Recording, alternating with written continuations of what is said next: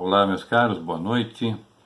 Meu nome é Thomas Korontai. Eu quero, antes de qualquer coisa, agradecer a honra deste convite feito pelo Daniel Barbosa, coordenador do primeiro Simpósio Internacional pela Liberdade, um evento muito oportuno para discutir os temas que foram propostos. Acompanhei a maioria com ótimos debates, né, com ótimas proposições e ótimas reflexões.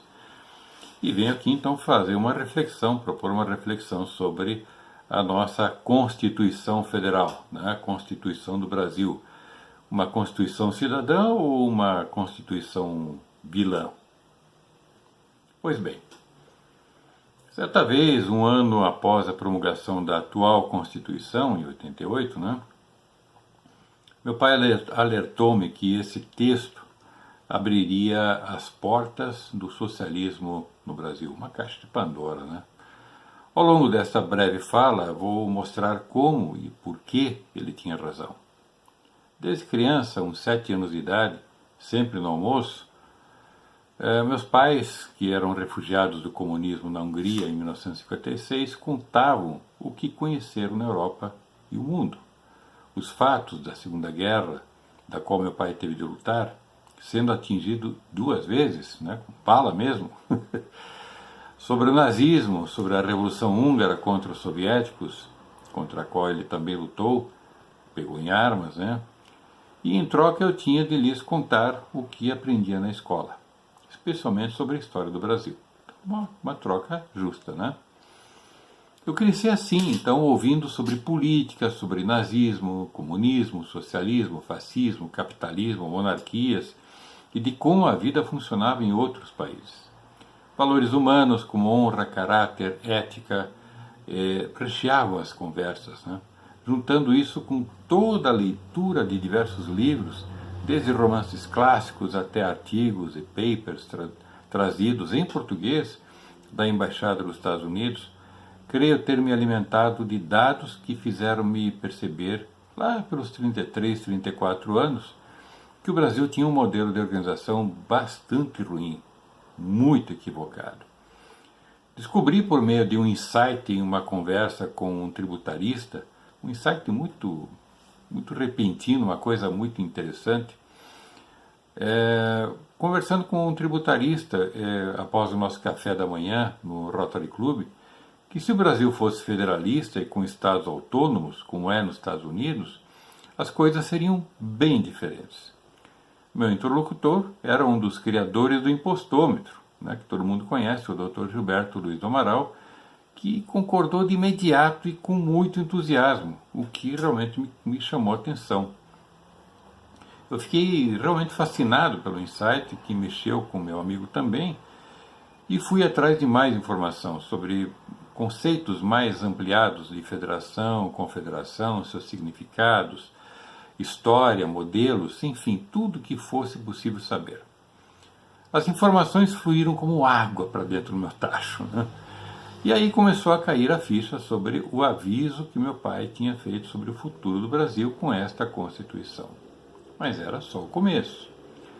Logo depois de ter criado o movimento federalista, em 1991, percebi que sem a proposta de um caminho jurídico, a ideia toda ficaria apenas no plano das ideias e dos ideais.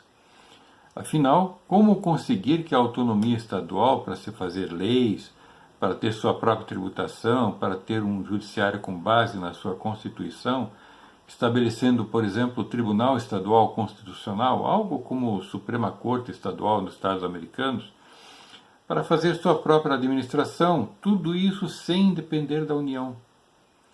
Seria necessário, sim, estabelecer uma nova Constituição. Percebi que a Constituição Federal de 88 realmente estava tornando o Brasil absolutamente ingovernável. E mal sabia eu, né, que não daria para imaginar o que seria lá no futuro. Eu achei que não daria certo, mas... E nessa época um xará meu, o americano brasilianista Thomas Skidmore, deixou claro isso, né? 250 artigos e já com várias emendas naquela época, sendo 2/3 delas sem nenhum valor, porque seus artigos, uns 170, 180, simplesmente não foram regulamentados. Então veja só, meus amigos, isso aqui é a Constituição Federal com 82 emendas, né? Nós temos aqui 250 artigos e 82 emendas. Só que hoje nós já estamos com 111 emendas. Bom, eu não sei, eu não li o Diário Oficial de hoje, mas de repente tem mais alguma emenda, né?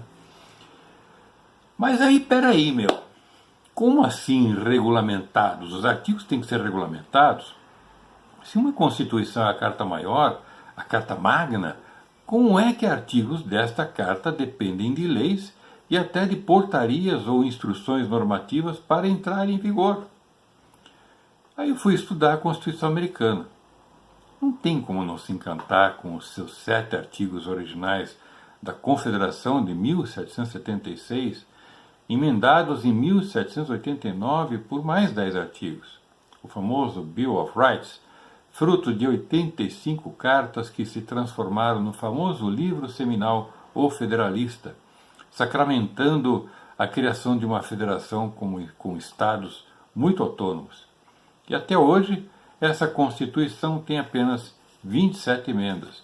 Curtinha, sintética, meio romanceada até, né? E aí, ó, tá aí a Constituição americana, né? 244 anos. Nós estamos na 7ª, e olha isso aqui, a 7ª Constituição desde 1824. Bom, inspirado que fui descobrindo, perguntei por que não fazer uma nova Constituição inspirada nesse modelo. Então, fui inspirado a me inspirar nesses modelos, né? Porque eu fiz outras pesquisas também. Eu fui ver a Constituição da Suíça, por exemplo, lendo também sobre como funciona aquele país, com origens na reunião de 3 regiões a partir de 1215, né? E gravou-se na minha mente um lema cunhado na Constituição feita em 1840, uma frase muito, muito bacana: unidade na diversidade. Uau, né? Fui atrás da Alemanha, uma outra forma de federação, um pouco mais centralizada do que a Suíça, especialmente pelos seus direitos trabalhistas e previdenciários, mas com particularidades importantes, como a cidade-estado, os landers, as comunas, né, são as pequenas comunidades, todas as entidades subnacionais com muita autonomia. Ficou fácil perceber também que todos os países que adotaram modelos federativos descentralizados, que têm federações concentradas, como a Argentina, o Brasil também, né, uma federação absolutamente centralizada, e esses países estavam no primeiro mundo, os descentralizados, né? A Áustria, a Austrália, Canadá, a Bélgica, assim como países que, embora conhecidos como unitários, mas também descentralizados, eles estavam no primeiro mundo, né? Basicamente, ou pelo menos muito próximo, né? Como a Espanha, a Holanda e alguns outros da União Europeia que vinha se formando nessa União Europeia. É claro, com constituições muito mais sólidas e mais focadas em princípios. Nós vamos falar sobre isso. Então eu coloquei-me a juntar tudo isso, estudar a nossa Constituição, estudei realmente a nossa Constituição e comecei a escrever um novo texto a partir de 1994. Eu não quis fazer cópias das outras, é claro, mas inspirar-me em conceitos. A roda não pode ser reinventada, né? Buscando adaptá-los para a nossa realidade. E ao estudar mais atentamente a nossa Carta Maior, colocar assim, né, filosoficamente, né, percebi que seria impossível que cada Estado pudesse fazer suas leis, inclusive trabalhistas, penais, de direito civil e até mesmo sobre educação. Por quê? Porque tudo está amarrado em códigos nacionais, leis. Temos aí um monte de ministérios, chegamos a ter 40, né, com o seu Alibaba de plantão, né, com suas normas e recursos financeiros, até sobre merenda escolar.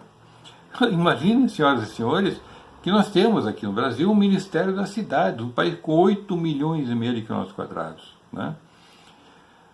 tem Ministério da Pesca.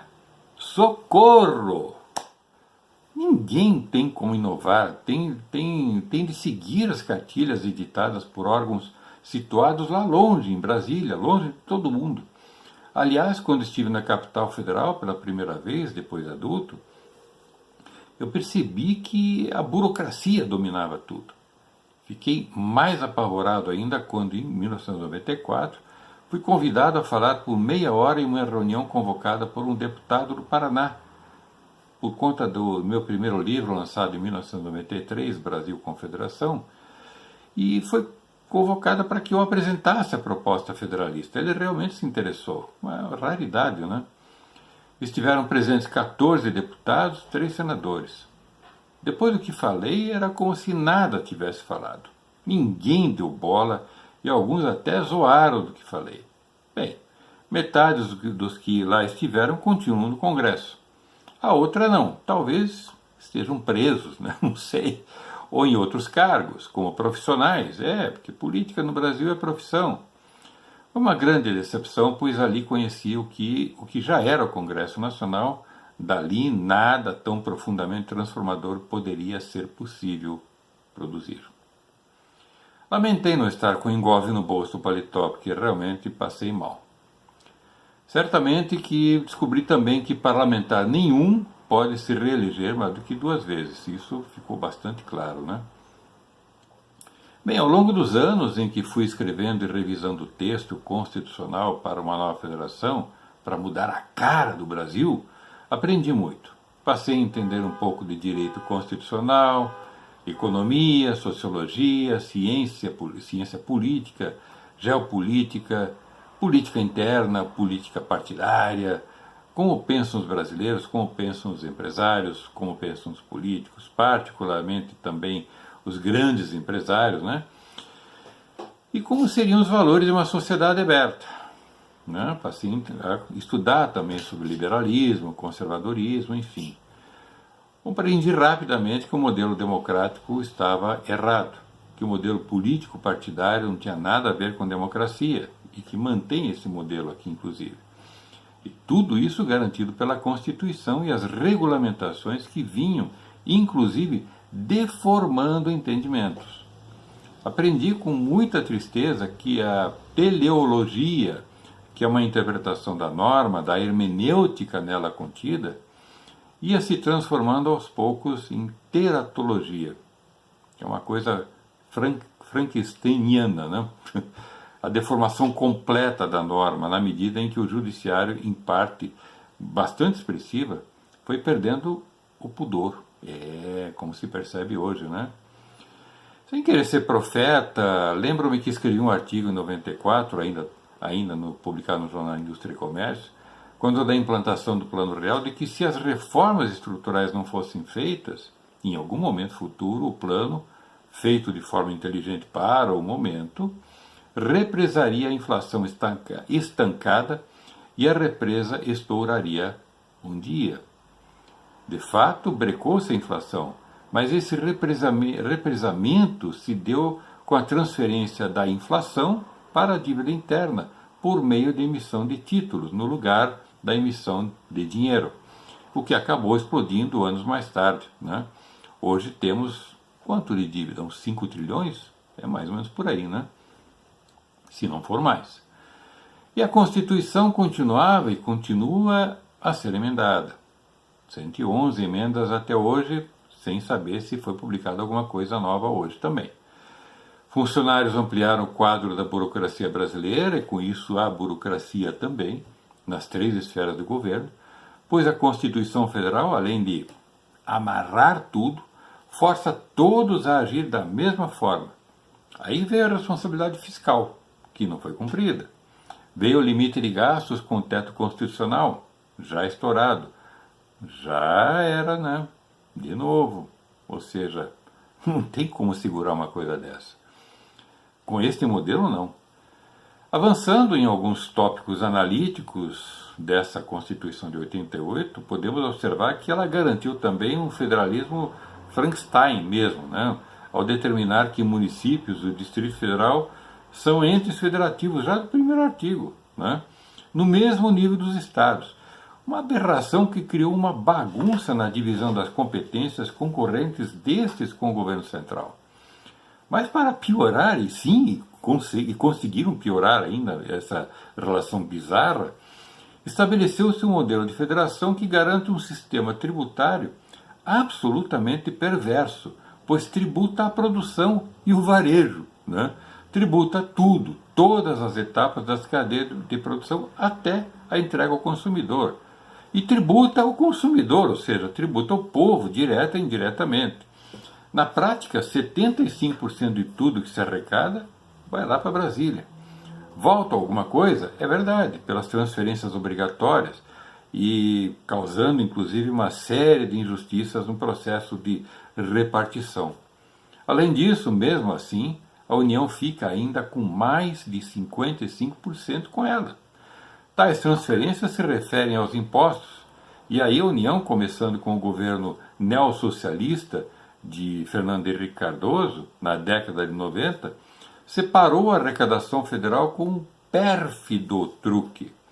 A natureza tributária. Isso, meus amigos.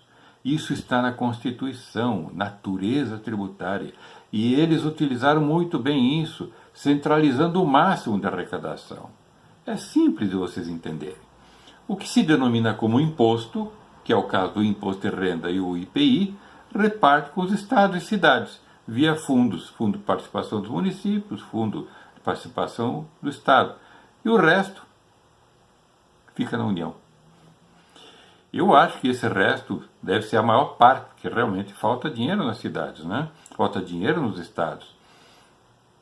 A CSLL, né, Contribuição Social sobre Lucro Líquido, alguma coisa assim, por exemplo, que incide sobre o valor total das notas fiscais, é um tributo brutal, porque a base de cálculo é sobre o total. Ou seja, somando-se todos os outros tributos. Eu não quero continuar a falar disso, mas isso é um horror. O fato é que a Constituição garante a extorsão fiscal de estados, cidades, empresas e de você, de nós. Todos nós somos extorquidos, garantido pela Constituição vilã. A Constituição de 88, que garante essa extorsão de tudo que se arrecada nas cidades onde moramos, criou um outro problema bastante grave. Os custos da gestão pública e política. Toda cidade tem por obrigação eleger o prefeito por meio de partidos políticos e ter uma estrutura para a administração municipal. Isso é obrigatório, né? E com funcionários públicos estatutários. E exige também que se tenha uma Câmara de Vereadores com todos eles remunerados. E ainda tem um cálculo para isso, né, que eu não vou entrar aqui nos detalhes. Tá? Parte do orçamento da Prefeitura ainda tem que ser depositada obrigatoriamente na conta da Câmara, né, em torno de 2%, 3%.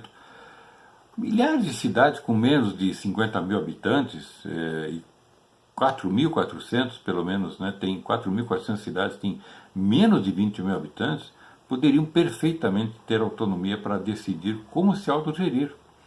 É preciso pôr um ponto final nesse modelo obrigatório em que a prefeitura, com funcionários estatutários, geram passivos trabalhistas e previdenciários pesadíssimos que devem ser pagos por meio de mais impostos.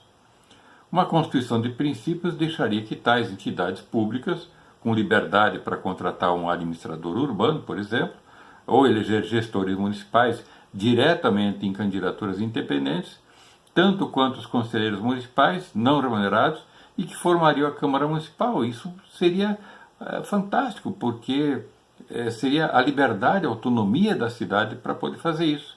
Mas a Constituição impede isso. Por quê? Porque ela é positiva, ela diz o que deve ser feito.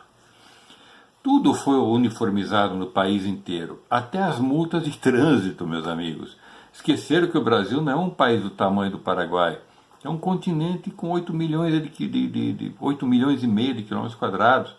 Um país assimétrico, diverso, que não pode ser tratado de forma horizontal. Isso não é democracia, isso é realmente, como meu pai dizia, um pré-socialismo, né? Hoje podemos observar que isso está em curso. apesar de um governo com viés conservador, de direita, e o pior é que o poder saiu do legislativo e foi confiscado pelo judiciário. Quer dizer, olha como as coisas vão se enrolando, se virando uma maçaroca, um negócio inimaginável. Eu tenho certeza que nem meu pai preveria uma coisa dessa do poder judiciário mandar no Brasil, né? Ninguém conseguiria imaginar. Mas é simples se analisar as razões, além de tudo que eu falei até agora. O Supremo foi instituído como um tribunal de instância máxima e não como um tribunal constitucional. Qualquer processo termina, quando termina, no Supremo Tribunal. Haja vista, não sei o que diria a princesa Isabel, 125 anos depois do seu processo, né, por disputa de imóveis lá no Rio de Janeiro. A coisa não funciona assim, né? Criaram o Superior Tribunal de Justiça, STJ, para tentar desafogar o STF. E o Brasil passou a ter mais uma jabuticaba, duas cortes superiores para basicamente as mesmas matérias. Pouca coisa tem efeito terminativo nesse STJ, sem contar que temos ainda o TST, Tribunal Superior Trabalhista, ou do Trabalho, e o Tribunal Superior Eleitoral, TSE. Tudo superior, todos supremos, com suas lagostas e vinhos caros, motoristas e puxadores de cadeira, né? Planos de saúde extensíveis até não sei qual geração, até as amantes estão protegidas. A única coisa inferior aqui nesse país somos nós, o povo. Eu nem vou falar do STM, o Superior Tribunal Militar, porque é necessário que a Justiça Militar seja separada da Justiça Civil. Mas aos poucos estão até enfraquecendo isso também para poder enfraquecer as Forças Armadas. Para se entender melhor ainda o que ocorre hoje, né, o STF criou divisões internas, alterando seu regimento interno, que passou a valer mais mesmo do que a própria Constituição. A criação das turmas, as decisões monocráticas, ultrapassando o que consta na Constituição, são aberrações que foram se instalando sem resistência da sociedade, e sequer o legislativo, do qual foi usurpado o seu poder de legislar e passou para o STF, se mexeu para impedir isso. As decisões monocráticas deram poder a apenas um juiz poder decidir por 210 milhões de pessoas. A reserva da decisão monocrática na Constituição seria, ou está escrito lá, apenas para assuntos internos, administrativos e habeas corpus. Não poderia haver esse extrapolamento dessa forma. Mas nessa cornucópia de absurdos que é Brasília, com seus três poderes, a proteção aos corruptos tem no STF o HC, lá em cima, superior também, né?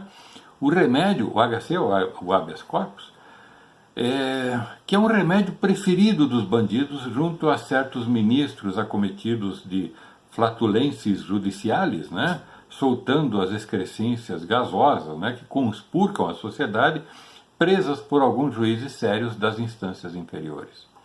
Mas além desse vírus gaseificador, outro vírus de viés totalitário vem causando terror junto à população de bem, que ousa criticar os togados supremos, deformar mais ainda o entendimento do regimento interno, ampliando, por exemplo, a territorialidade do Supremo para muito além de suas instalações lá em Brasília. Ampliar o território do STF para todo o território nacional, porque prenderam pessoas em qualquer lugar, inventaram uma base para prender esses jornalistas, blogueiros, ativistas civis, alegando terem criado problemas e desacatos às supremas autoridades nas instalações do Supremo. Como assim, meus amigos? As instalações do STF se estendem agora por 8 milhões e meio de quilômetros quadrados? E eu pergunto, e muita gente pergunta, mas por que a Polícia Federal cumpriu mandados judiciais tão absurdos? Eu vou além. Por que autoridades como o Presidente da República nada fazem para impedir isso tudo? Tem o 142 para isso. Mesmo as Forças Armadas, que estão acima da Constituição como instituição do povo, não se tem a Constituição também para lhe garantir o próprio dever, cumprimento do seu dever? É porque outro grave problema reforçado pela própria Constituição e pelos anos de positivismo no Brasil é esse excesso formalista, o positivismo danoso que exige a tipificação de tudo, deixando de lado os princípios, especialmente os inscritos nas cláusulas pétreas. Eu já dizia desde 1994 que não existe cláusula pétrea. Qualquer ditador, com o perdão da expressão, limpa o traseiro com isso. E no Brasil, o próprio STF, quem diria, está fazendo isso cada vez mais, provavelmente em vasos de ouro, né? Em WCs de ouro. Mas como se teria evitado isso? Primeiro, há que se entender que uma Constituição deve ser de princípios e evitar de positivar tudo. Ou seja, tem de ser escrita de forma negativa, ou seja, explicitar, se necessário, o que não pode se fazer. Com o atual modelo de país, garantido pela Constituição a favor das oligarquias, da classe política, de vários grupos que querem manter seus privilégios, a revelia do que sofre a população, o que temos é exatamente isso: o empobrecimento material, intelectual, social e espiritual de todo o povo garantido pela Constituição Cidadã de 1988.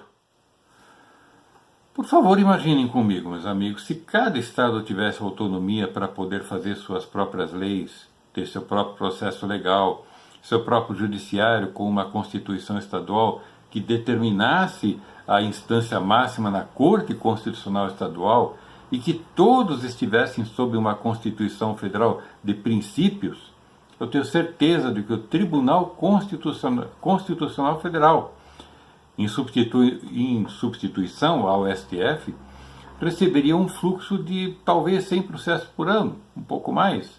Não como hoje, 100 mil processos por ano. E detalhe, tem fura-fila que pode, como fez Lula, com suas mais de centenas de recursos, HCs e outros remédios e venenos legais, furou a fila de gente que já está há anos esperando processos serem julgados no Supremo. Deu para perceber, inclusive, como a princesa Isabel perdeu prestígio, né? Mas não para por aí, infelizmente. Temos ainda o TSE, mais uma jabuticaba, na verdade, que eu sempre digo que o TSE é um ornitorrinco tupiniquim, pois abriga em si mesmo as atribuições de legislar, administrar e julgar todo o processo eleitoral do país.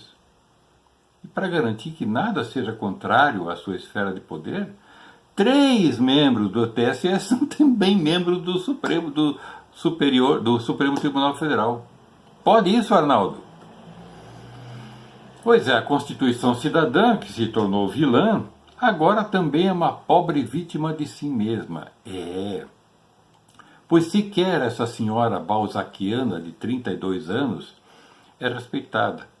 Seu artigo 37, por exemplo, é completamente ignorado, solenemente ignorado pelo TSE e pelo STF.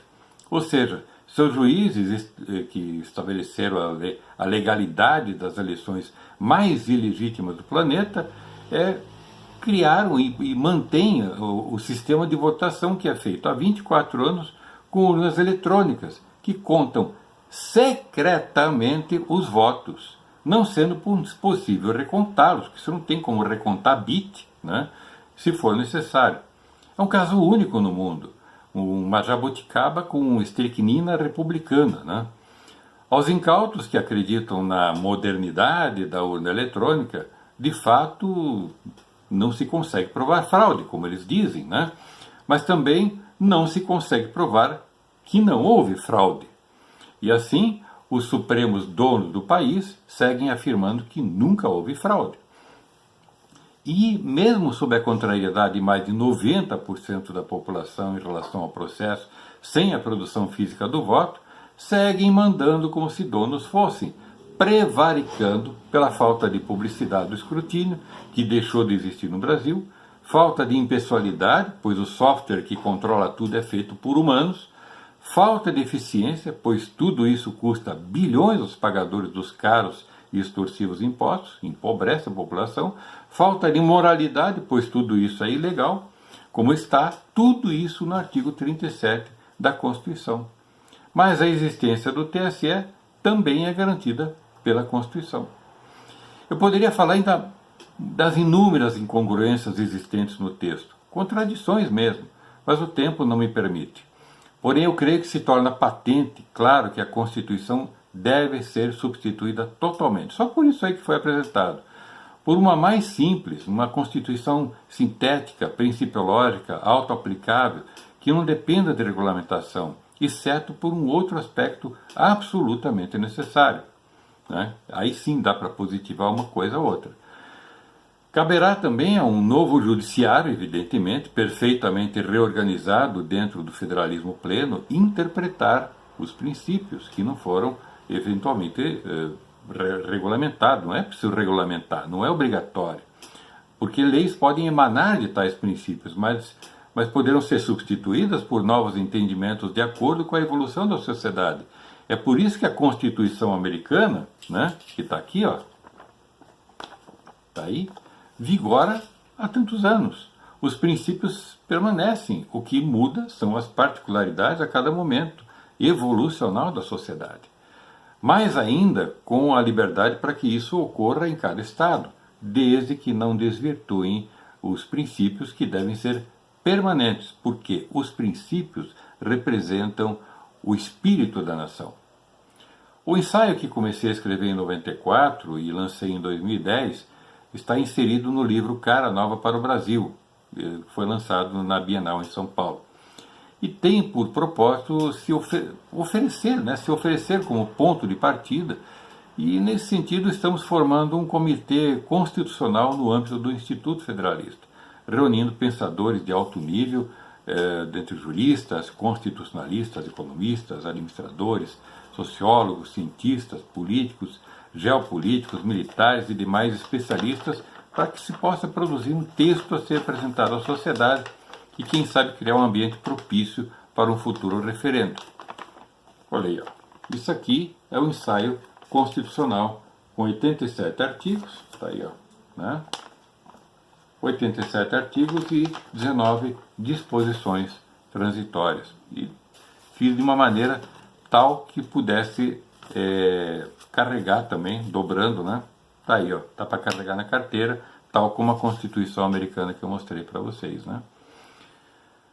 Aí, mesmo que essa Constituição nunca venha a ser aprovada, mas fica uma referência de que o Brasil poderia, ou pode, ou tem solução, né, que pode se tornar realmente um dos 3 ou 4 maiores players do mundo, ou seja, não tem desculpa, né? E com isso obter aquela prosperidade, a soberania que se requer do Brasil, né?